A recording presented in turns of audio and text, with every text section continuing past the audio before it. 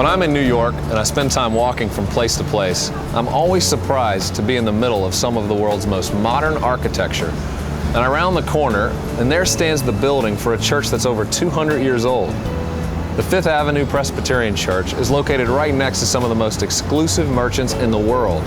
And this is a pretty good illustration of what this curriculum, based on Chuck Colson's book, The Faith, is going to be about. Here on the streets of New York, it's easy to see our modern world, and also the challenges it presents to Christian ideas and thoughts to go forward in this changing context. You know, Christianity's always had a rich rooting in orthodoxy, but yet as we move forward into our time today, it's always been able to operate within the changing context. And although Jesus' commands to His followers, they've never changed, sometimes it's hard to live up to those ideals and to still know what's true and not true, and how to be faithful and yet relate to our friends and our neighbors. Over the next 6 sessions, you will have the opportunity to listen in on several conversations Chuck and I recently had related to the ideas relayed in his book, The Faith, Given Once for All. It was the opportunity of a lifetime for me to ask questions and sit at the feet of a modern-day patriarch of the faith and dig deeper into the important fundamentals of Christianity that he has worked so hard to model and express over his lifetime.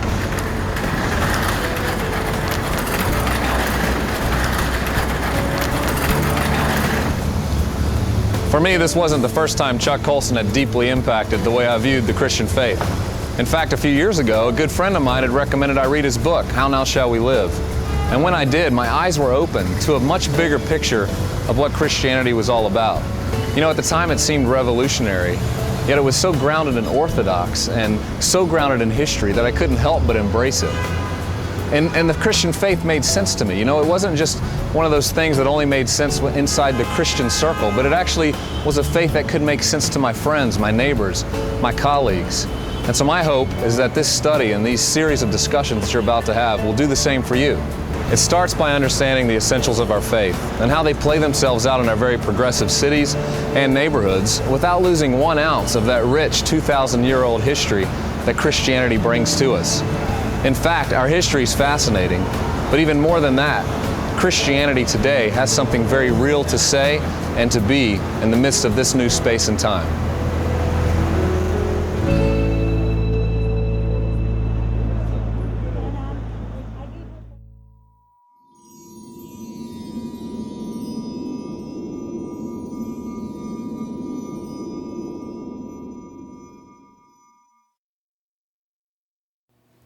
You know, Chuck, the current context of our culture is really pretty negative to this idea of Christianity. I mean, it seems that Christianity is losing momentum. People sometimes don't even want to call themselves Christian. And I wonder, how would you describe what Christianity is and how it really surpasses today's context? Well, I don't think people understand. I don't think Christians understand. I don't think the culture understands. And certainly the younger generation, which you've surveyed, and written that great book on Christian that is a wake-up call to the church, it results in the fact that we really have never defined what Christianity is. People come into churches, they worship, they sing their hymns, their little ditties, and then they think that that's what religion is. It isn't. I was at a luncheon recently, and I asked a group of senior Christians, and these are elders in churches and some pastors, and I got talking about the clash of civilizations going on in the world right now, and I could see their eyes glazing over. They're wondering what's that got to do with Christianity. So I stopped impulsively, and I said, what is Christianity? And there was a long pause, and then one fellow stuck his hand up kind of sheepishly and said, well, it's love the Lord your God with all your heart, mind, and soul. I said, yeah, your neighbor is yourself. That's the great commandment. But what's Christianity? I expected them to say a religion, maybe Jesus, a relationship with Christ. They went all over the lot. I was appalled. See, Christianity is much more than just a collection of Bible verses. It's much more than a relationship with Jesus. It is a way of seeing all of reality. It's a worldview. Logos. In the beginning was the Word, and the Word was God. Logos means all knowledge that could ever be known to the Greeks. That's what it meant, and that's the Greek word that's used in the New Testament. So people cannot understand Christianity unless they understand it as a system of life and thought affecting every area of life, which is not just church life, but which is your art, science, law, politics, neighborhood, family, everything. Once you understand that, and once you understand what it really stands for, then you get a very different picture of Christianity than what the world is getting today. And this is profound, Chuck, to this idea of Christianity, because I think what we're seeing in some of the research we did is that this generation hasn't understood Christianity to be something that relates to all of the world. And you're the first one that I heard really articulate this well, where you said Christianity is the thing that makes sense of the world. Yeah, well, it's the way you understand the world. And everybody has a worldview. Everybody goes through life. I don't care whether you're a believer, a non-believer, whether you're a Jew, syncretist, it doesn't matter. You've got a worldview. You've got some basic premises that you think about life. And you say, that informs what I do and how I see things. So I have a passion, deep passion at this juncture of my life to do the very best job I can in educating the church and Christian believers on what Christianity is. A worldview based on some fundamental truths that were given, as the title of my new book says, once for all. Jude's wonderful words to the early church. Even in the beginning, there was questions about, what is it we believe? And he basically said, I felt I had to write you to urge you to contend for the faith that was once for all entrusted to the saints. And if somebody says he's a Christian and doesn't know the faith which was once for all entrusted to the saints from the apostles to today, canonized in the scriptures, if somebody doesn't get this, then they're not going to be able to live the faith, they're not going to be able to even know what they believe, and certainly they can't defend it. And the result is that Christianity gets defined by people in the popular caricatures that have influenced your generation. But the thing I love too, Chuck, about the way you write the book, The Faith, and anything that you do is you really go back historically and you try to capture what did the early church look like? What were the essentials? What did it look like then? Which I think in today's times is important, because in the West we're sort of pursuing this new path and pioneering new territory, and it's more important than ever that we get rooted and anchored back into what the faith has always been about. What are some of those truths that are essential to the faith? Well, we're going to be understanding the whole question of truth and whether it's knowable, because that's really up for grabs in the postmodern era that we live in. First of all, there is a God, and God is. He is the overarching creator of everything. And I think that's a very defensible proposition. He has spoken, and he has given us truth, and truth is knowable because we have both the gift of the scriptures and the gift of reason, which God gives us so we can understand, see what is made before us. But he gave us a free will, and this is so essential to remember, because people are calling us theocrats today. That's the last thing you want to call a Christian, because we don't believe conversion can be forced. We believe it's an act of God's grace, and we are free to live in freedom under that grace. But we fell because we disobeyed God, the fall. God, however, responded. He invaded earth in the person of Jesus, and that was the kingdom coming, God's kingdom coming to defeat the reign of Satan. Then you understand all the implications of the cross, which is absolutely essential. That's central to the Christian faith, to understand the implications of it. But you also got to understand, how could there be a Father, Son, and Holy Spirit, one and three? So the Trinity, we'll talk about that, I hope, in this series, because it is so important. I've had my own private survey. I've yet to find somebody who can define it and explain it and defend it. Yet it's the principal point of attack on us by Muslims. Then what happens when you're saved? Is it just you? No. There are implications of being saved, and it's going to reflect in the way in which you live your life. It's going to reflect in reconciliation with others. It's going to reflect the fact that you come into a community and live with others. Christianity is not a solo exercise. It's not a lone ranger. You're part of a community, inherently part of a community by virtue of being a Christian. And then what are the implications of that for culture around us, and for life, and for how we live, and for holiness, growing in holiness? The whole purpose of the object of the Christian life is to grow in holiness. And then, of course, that means a deep respect for life. Catholics see it as part of the gospel, and evangelicals see it as integral to the gospel, the respect for life. And finally, history is going to have an end, and people know this. It's amazing how intuitively people understand it. And we believe that's when Christ returns, and there will be judgment.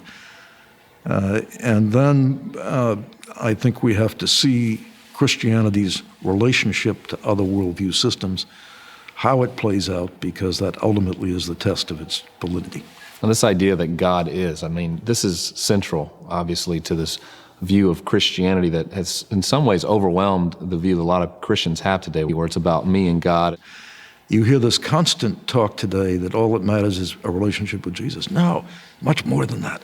It's the God of creation who exists whether I realize it or not. I mean, this is why Romans 1 says that which has been made is made evident to them, so people are without an excuse because you can see. Or Psalm 19 talks about the heavens declare the glory of God. We can see him in the creation around us. I know I had an experience a few years ago which was really drove this home to me. I went through a dark night of the soul. I had 2 of my 3 kids with cancer, serious case, one of them in particular, and a lot of surgery and radiation and chemo. And I was having some other problems at the time in the ministry. And I used to get up in the middle of the night and I'd say, God, you know, I've been serving you for 30 years. Is this what happens to those of us who are believers? And can't you do something? Prayers didn't get answered. I went through about 3 or 4 months of a really tough spiritual agony. And then I was at a friend's house in North Carolina for a little break in August. Patty and I were there to get a little rest. And I went onto the porch one morning, and there, rising out of the mist, were those gorgeous Blue Ridge Mountains, the gorgeous sight. And I was struck with the awe of what I was looking at, and it hit me like a thunderbolt. God is God whether I experience him or feel him or not. He is the cosmic creator. And so who am I to be challenging this? Who am I to be questioning this? God in his providence and in his sovereignty will do as he wills, and I am simply his servant. After reflection on that, I realized that was a turning point in my life. And it was also a great lesson, because those prayers were eventually answered. Both of my kids are doing fine. The problems have worked out. You know, we go through valleys in life. It's all part of Christian living. But God's still there, and he's still in charge. And just like God is, and he exists outside of whether we believe that or not, the same is true of truth. And I know one of the things you've written a lot about and spoken a lot about is just your concern for how much truth is under attack today. Could you explain? Yeah, Francis Schaeffer, who some of the viewers will remember, was the great prophet, I think, of the last part of the 20th century, kind of an eccentric guy out of the mountains of Switzerland with knickers and little goatee and funny high-pitched voice, but he used to say, the issue today is truth, truth, flaming truth. And he argued if there is no truth, then you cannot rely upon there being a God. And everything in life collapses. There's no foundation for us. And people today, because of the era of relativism, which has particularly permeated your generation, majority of the American people believe there's no such thing as truth, and even more shocking, 64% of the American people say there's no such thing as absolute truth. 54% of evangelicals say there's no such thing as absolute truth. Now put this together for me if you can, Gabe. I don't know. Somebody in their mind says, I believe in Jesus Christ, and he says, I am the truth, but I don't believe in truth. You can't connect those two. We're schizophrenic when we talk that way. Of course there is truth. Certain things are true. Now, what do we mean by truth is the critical question. Truth is that which conforms to reality. Truth is the way things are. Truth is a roadmap. And I pull one up on my computer, and I want to go from Washington to Harrisburg, and I take the roadmap and I end up in Pittsburgh. That wasn't an accurate map. And then I take another roadmap and I end up in Richmond. Well, that's not an accurate map. And finally I get one that takes me to Harrisburg. That's true. And it's the same thing in life. You can look at the ways in which the various competing ideas and philosophies and theologies, you take a look at the way they present an explanation of life, and some work and some don't. Well, I say Christianity is the most rational way of understanding reality, and the most winsome, the most hopeful, the most wonderful way. You know, a lot of young people today are skeptical of the truth. You know, how do you see this playing out in their life? Well, I found you can teach even teenagers something. They're very skeptical at the beginning. If I have a group of teenagers, I'll say, how many of you believe in absolute truth? But even Christians, and they all look around. Nobody's raising their hands. I said, well, let me just ask you a question, because I believe the truth is written on the heart. I said, I believe you know it intuitively. Walk up to a street corner. There's an old lady standing there with shopping bags in her hands, and the traffic is whizzing by. You've got three choices. You can help her across, you can ignore her, or you can push her into the traffic. Which is right? Kids all chuckle and laugh. I said, now, how many of you believe there's absolute truth? All the hands go up. It's very interesting, but at Harvard today, there's a scientist who's discovered what he calls the moral gene, the part of the brain that processes moral truth, and he tries to explain that this was wired in by evolution, by an impersonal, random process, and boggles the mind. People can make that argument with a straight face. What Romans says, Romans 2, Paul says, the law is written on the heart. We know it. It's part of the way we are made in the image of God. And once you awaken that in people, they get it immediately. I think you can prove that there is truth and it is knowable. And I think people basically know it in their hearts. Now, the prime way we know it as Christians, although you can't say this to other people because they don't believe it, is we believe God revealed himself in the Scripture. We believe God spoke. And I remember when I first heard that as a brand new Christian, I heard God spoke, and I thought, well, God, I haven't heard God's voice. How did he speak? And I remember thinking, well, the Bible is truth because Christians say it's truth, and the Bible professes to be truth. All Scripture is inspired by God, that is breathed out by him. But could that really be so? And it wasn't until I got in the course of studying over the years that I realized, archaeological discoveries support the accuracy of this book to an uncanny extent. The discoveries of the Q documents, the Dead Sea Scrolls, proved that Psalm 22 was written well before the Maccabean era, before crucifixions were invented, and yet it talks about a crucifixion. And you begin to see, as the evidence mounts, what Paul Johnson, the great British historian, says: it is not the people of faith who have to fear the further course of scientific and archaeological discovery. It's the skeptics, because the more we know about this, the more we realize. And if you go back, as I did in writing this book, and something I really recommend for everybody, go back to the early era of the church, the first 5 centuries, what's called the patristic era, because the church had a unity and a dynamism that it desperately needs to recover today. Desperately. This book, The Faith, is an appeal to people to come together, be of one mind, one heart, seek unity, seek the strength of the community of Christians and believers, and go back and look at the early church, and you will see that's when they were putting the Bible together in the various councils that met. That's when the creeds were embraced, and that's when the truth that was directly handed down from the apostles was put into this document under the influence of the Holy Spirit. You can trust this book. So, yeah, there are all kinds of ways to know truth, and sometime we'll get into them all. You've heard me on many of them.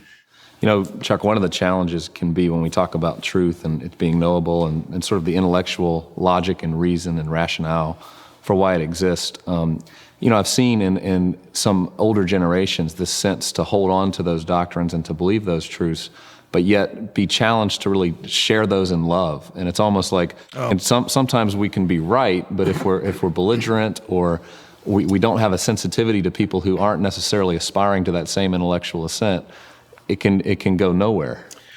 I'm really glad you raised that point, Gabe, because one of the reasons that the Christian faith is in bad repute today, not only in the public's mind, but of course in the caricatures and of course in the views of the young people, is that we don't smile. We know the truth and we're going to defend it, and we don't put all these people down that are trying to challenge us. Look, this is a great proposal, as we'll discuss later in a later session. Christians can't impose anything. Luther opposed theocracy because he said you can't coerce conversion, because then it's not a conversion. The Christian church welcomes everybody. The Christian church makes the most loving, all-embracing proposal. And what we got to do is explain it to people. I think Christianity fails today because it isn't being explained. isn't being explained because people don't know what they believe. They don't know why they believe it, and they don't know why it matters. And if you don't, if I am building my life on something I can't explain, I'm a fool to begin with. But secondly, I'm not going to win anybody over to my point of view. I've taken a lot of non-believers, hardened non-believers, and talked to them about how Christianity plays out in life. And, oh, that's great. I mean, they really get, really? I didn't know that. Of course they didn't know it, because we're not telling them. Some in the younger generation aren't as interested in, you could win the argument, but they're still not attracted to what it is that you're talking about. And I think it's led a lot of this generation to question whether Christianity is real because they've heard a lot of rhetoric, they hear a lot of these facts and truths, but yet they see very little demonstration in people's lives. And so this generation's starting to really work that out, and you're seeing probably a movement back to doing more deeds and focusing on the action that goes with the faith. Are there concerns about that? And I've heard the expression, we want deeds, not creeds. And having been in 600 to 700 prisons around the world, spending most of my life doing this, much of my life doing this, I laugh when I hear that, because it is the creed that makes me do the deed. Yeah. If I didn't believe Christ was risen from the dead, if I did not believe Christ was alive today, sitting at the right hand of the Father, orchestrating what is happening in life, if I did not believe the Holy Spirit was in me, I wouldn't go in those prisons. That's the last place I'd go. Right. Plus, I would think the inmates are worthless, useless. They're useless eaters. They're costing us money. Get rid of them, which is what a lot of people think. So what has caused, we'll get into this in the later sessions, but the history of Christianity is replete with Christians giving themselves for others. That's how Christianity grew and exploded. So what you're seeing today is self-centeredness of the culture being absorbed in the church. And it's sickening to see it happen, because this isn't Christianity.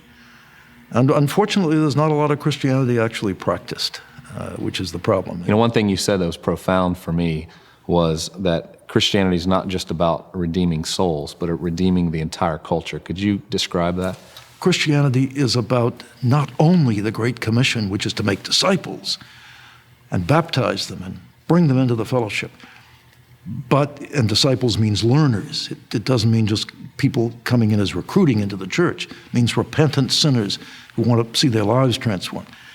But we cut off the other half of Christianity, which is to redeem the fallen structures of society, to get out into every single walk of life, to bring Christian truth to bear in everything we do. And when people get that, it's exciting, it's thrilling, because they begin to see how their life can affect lives around them.